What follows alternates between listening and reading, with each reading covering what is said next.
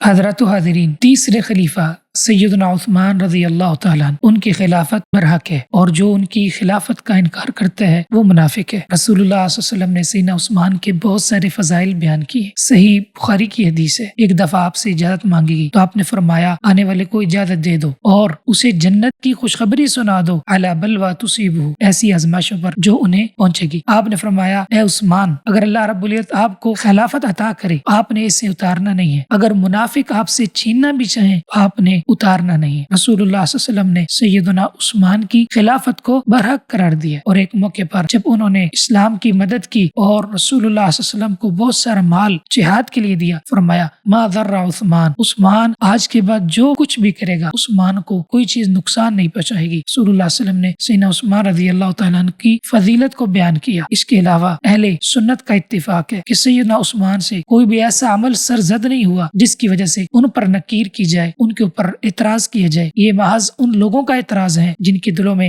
صحابہ کی دشمنیاں ہیں۔ سیدنا عثمان رضی اللہ تعالیٰ عنہ خلیفہ راشد ہیں اور ان کی خلافت برحق ہے۔ جو ان کی خلافت کا انکار کرتے ہیں وہ اہل سنت کے منہج پر نہیں۔